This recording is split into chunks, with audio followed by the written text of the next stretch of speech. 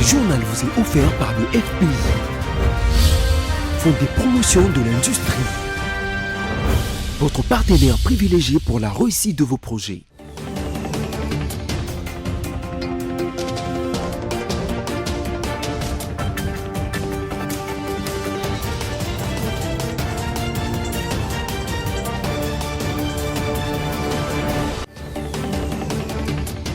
Nouveau journal sur BC Télévision. Mesdames, Messieurs, bienvenue. Les sommaires.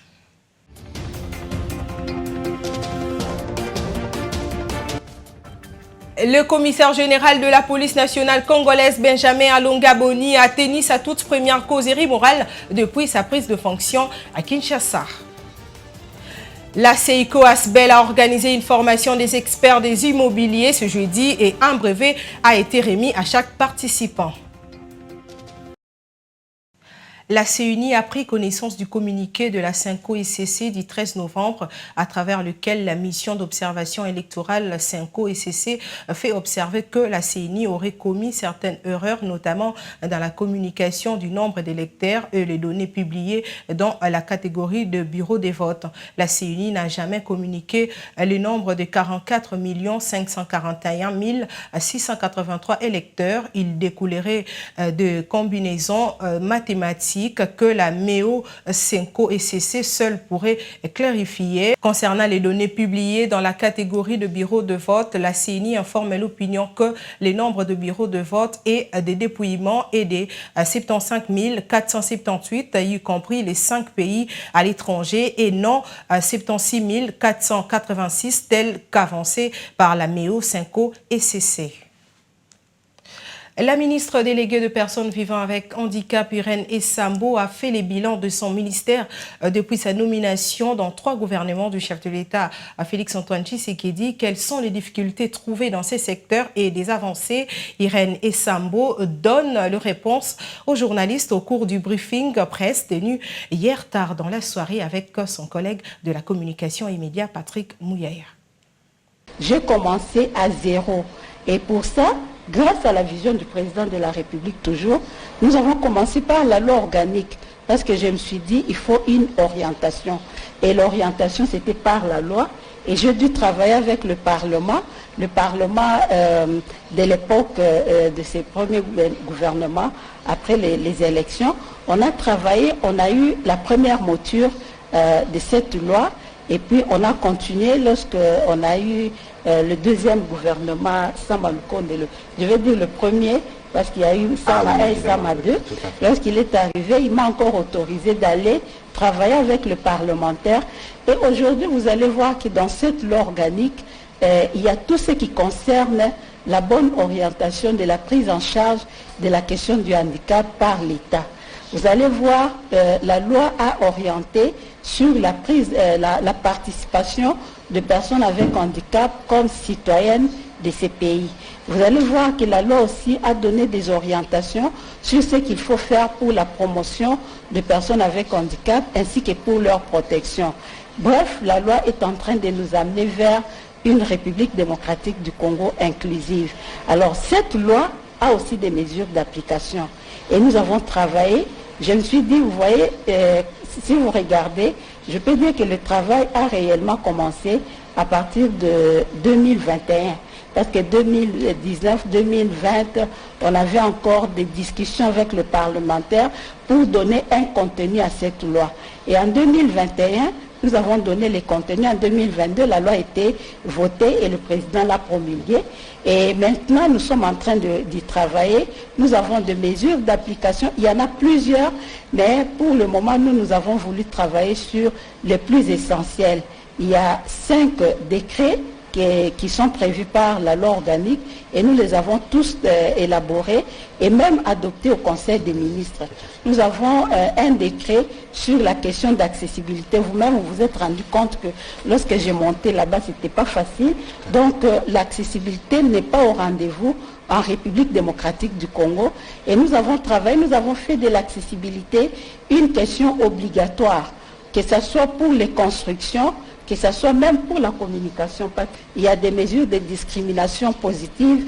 Par exemple, lorsqu'on fait les recrutements au sein de la fonction publique, il faut prévoir que les personnes avec handicap soient représentées. Et pour ça, la mesure que nous avons prise en termes de décret a prévu qu'il y ait 5% chaque fois qu'il y a recrutement au sein des institutions de la République, notamment la fonction publique, et 3% chaque fois que le secteur privé est en train de recruter. Donc, les personnes avec handicap doivent être représentées. Nouveau coup dur pour le gouvernement de Rishi Sunak. La Cour suprême britannique a tranché mercredi 15 novembre 2023 en confirmant l'illégalité du partenariat migratoire conclu avec Kigali pour que les demandeurs d'asile arrivés au Royaume-Uni soient transférés au Rwanda et que leurs demandes soient évaluées sur place. La Cour suprême britannique a confirmé l'illégalité de l'accord migratoire entre les Royaumes-Unis et le Rwanda. Cet accord prévoyait le transfert de demandeurs d'asile arrivés au Royaume-Uni vers le Rwanda pour y évaluer leurs demandes. Cette décision est saluée par la République démocratique du Congo, dont les relations avec le Rwanda se sont détériorées après la résurgence du groupe rebelle M23. Ce n'est que justice, et je pense aussi que tous les rapports des Human Rights Watch ou du groupe d'experts des Nations Unies sur l'Est de la République démocratique du Congo ne pouvaient pas être ignorés. Parce qu'on sait tous bien qu'au-delà de la façade que montre le Rwanda à travers son président, mais nous savons tous que les records en droits humains étaient un record catastrophique. Vous avez suivi récemment la mesure prise par le gouvernement américain parce qu'ils enrôlent des enfants au sein du mouvement terroriste du M23, et tous ces travers ne pouvaient pas justifier d'aucune manière, en tout cas les personnes de bon sens ont été choquées de voir que le Rwanda devait accueillir des réfugiés. Patrick Mouyaya a souligné également l'ironie de la situation où les Rwandais étaient prêts à accueillir des réfugiés venus de loin, mais ne récupéraient pas ses propres citoyens présents en République démocratique du Congo. Il y a en République démocratique du Congo des Rwandais qu'on dit volontairement ou de manière expresse souvent FDLR parce qu'on ne veut pas récupérer au Rwanda certains Rwandais. Et donc, c'est le prétexte permanent pour faire la... Comment voulez-vous alors commencer la charité par ceux qui doivent prendre des avions, traverser l'Atlantique et arriver chez vous, alors qu'à quelques kilomètres, vous avez vos propres compatriotes que vous ne voulez pas récupérer chez vous et que vous taxez un peu à l'aveugle de forces génocidaires 29 ans après les génocides. L'accord migratoire entre les Royaumes-Unis et le Rwanda, signé en avril 2021, visait à dissuader les traversées clandestines en transférant les demandeurs d'asile vers le Rwanda. Il comprenait également un financement initial de 144 millions d'euros du Royaume-Uni au Rwanda. Je l'ai annoncé au sommaire, le commissaire général de la police nationale congolaise, Benjamin Alongaboni, a tenu sa toute première causerie morale depuis sa prise de fonction ce jeudi 16 novembre 2023 au commissariat général de la police nationale congolaise dans la commune de Lingwala. Le commissaire général de la police nationale congolaise a invité ces éléments à la discipline, surtout et en cette période électorale. Reportage Yves Maïli. Deux principaux sujets ont fait l'objet de cette première causerie morale du nouveau commissaire général de la police nationale congolaise, Benjamin Alongaboni, ce jeudi 16 novembre depuis la prise de ses fonctions, à savoir la discipline et les élections de décembre prochain. Devant un échantillon représentatif des éléments de la police, le commissaire général de la PNC a appelé la police à une conduite exemplaire. Nakati na discipline epekisami kolangwa olibanda to kati ya camp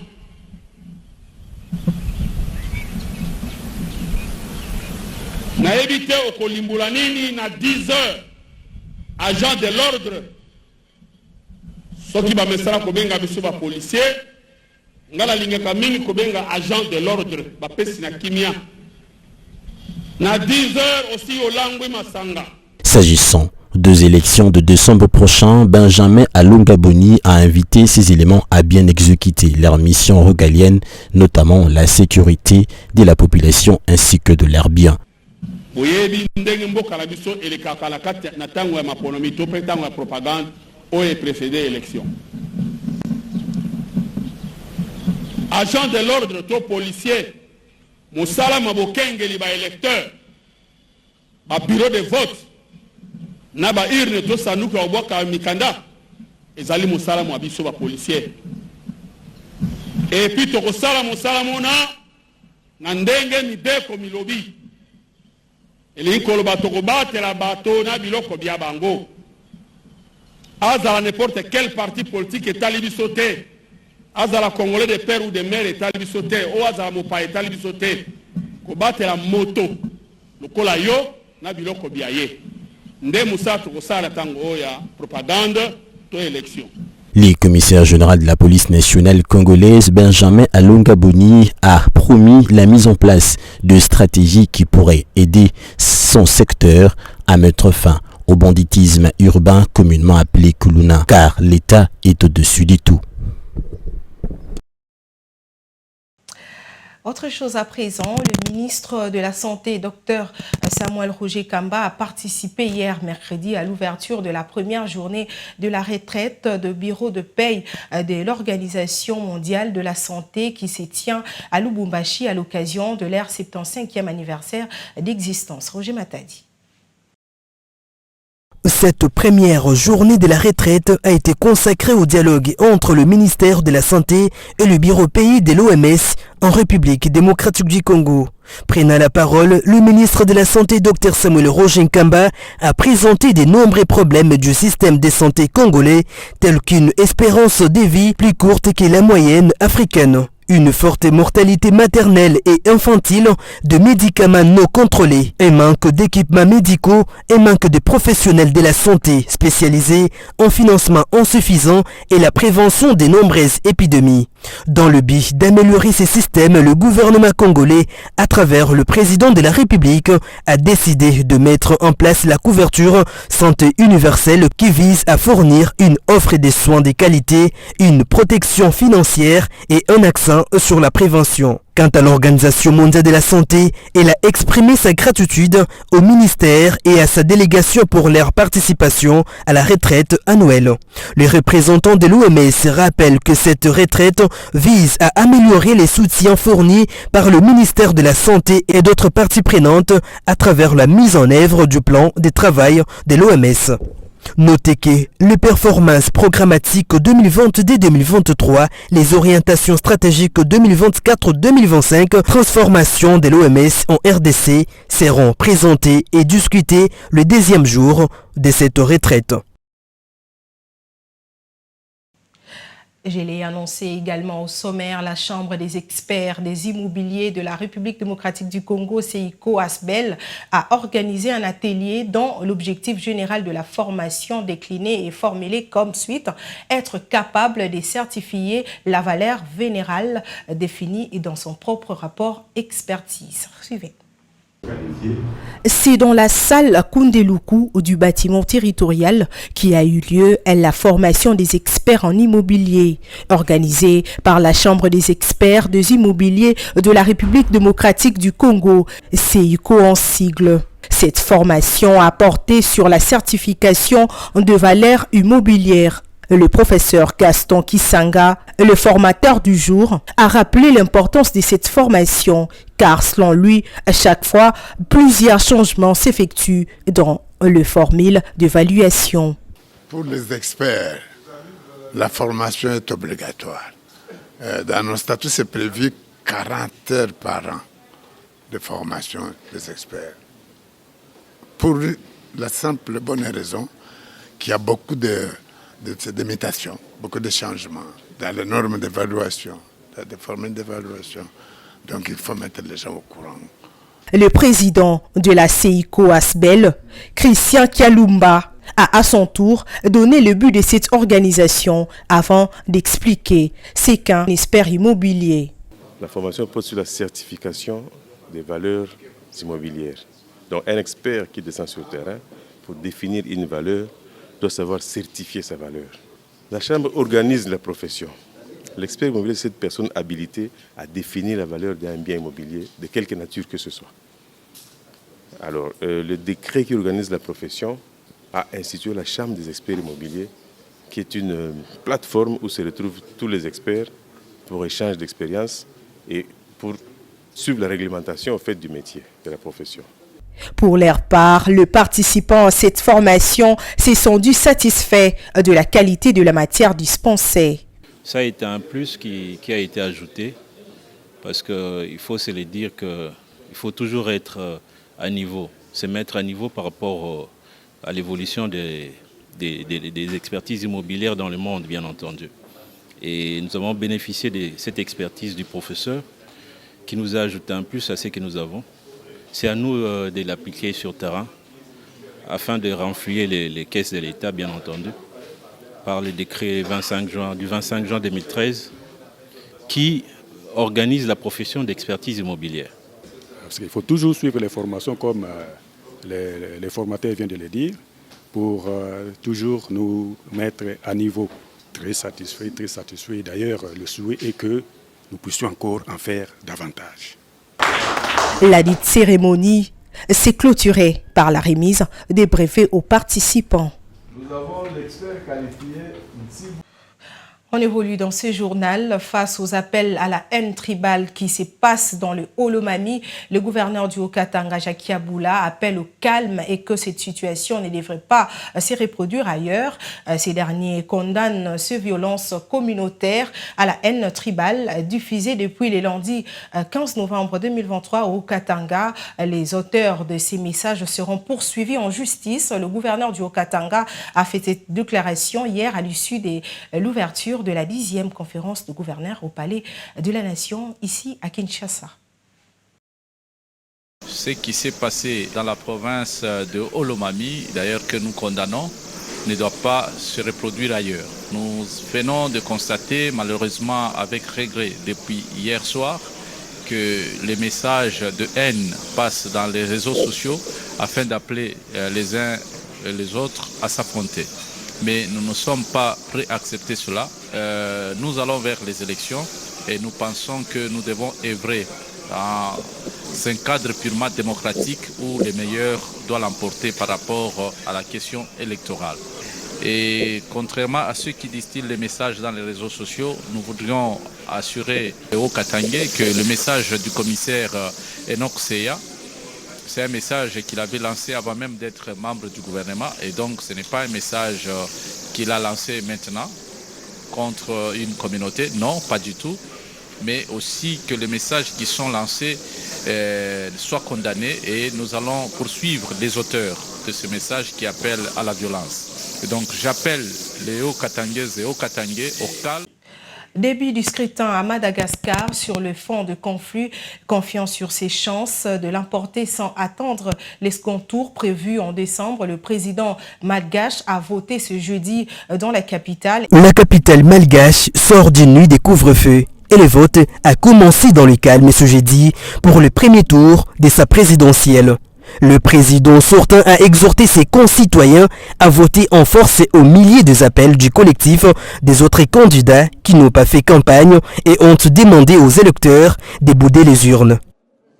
Empêcher les citoyens de ne pas aller voter, c'est contre la loi. C'est pour cette raison que je donne l'exemple en tant qu'homme d'État, pas seulement en tant qu'homme politique, inciter la population de venir voter. Et c'est pour cette raison que ça me réjouit aujourd'hui de voir l'ensemble des citoyens, de la population, de venir en masse voter sur toute l'île, dans tout Madagascar. La loi électorale a empêché les 10 candidats appelant au boycott de retirer leur candidature. Leurs noms sont donc présents sur le bulletin des votes et feront l'objet des décomptes. Les collectifs ont promis de poursuivre la contestation ces jours-ci. Des gens qui essayent de semer des troubles et d'empêcher les élections à Madagascar, mais je remercie la sagesse de la population. Rappelons que le pire taux de participation de l'histoire des élections républicaines à Madagascar était de 48% lors du second tour de 2018. Les amoureux du sport, sachez que les Léopards de la République démocratique du Congo ont battu mercredi 15 novembre 2023 les Marabitounes de la Mauritanie sur un score de 2-0 au stade de Martyrs de Kinshasa.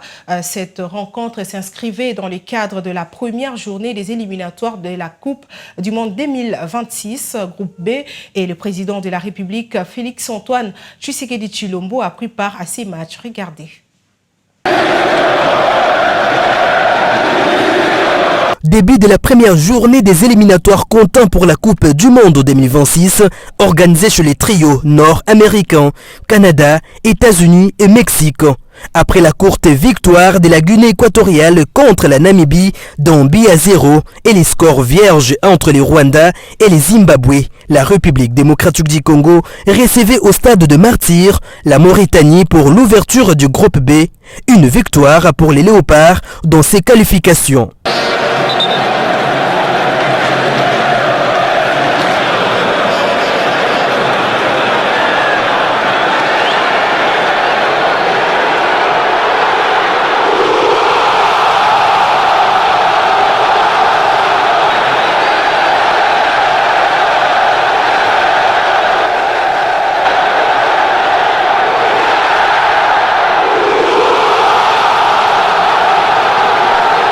À 2 buts de différence, les carottes semblaient déjà cuites pour les Mourabitounes de la Mauritanie.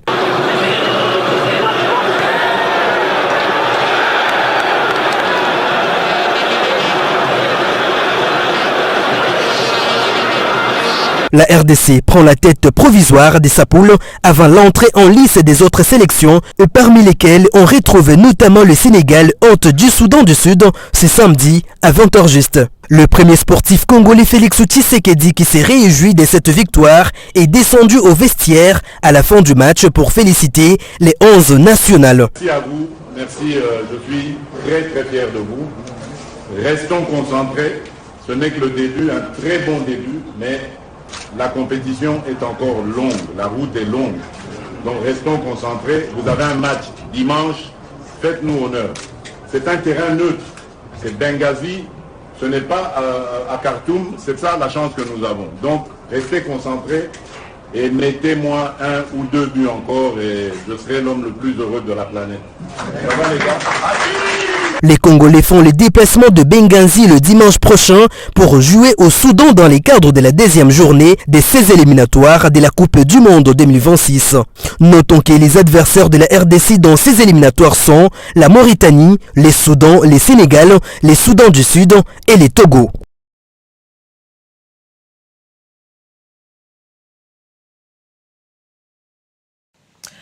On en est au rappel de principaux titres.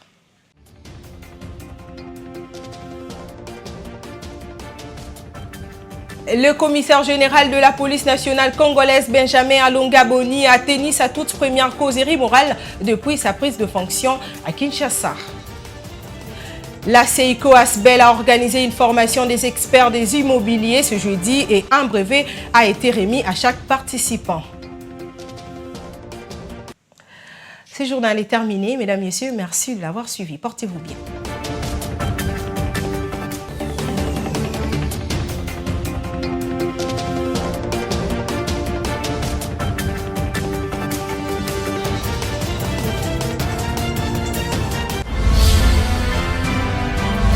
Ce journal vous a été offert par le FPI, Fonds des promotions de l'industrie, votre partenaire privilégié pour la réussite de vos projets.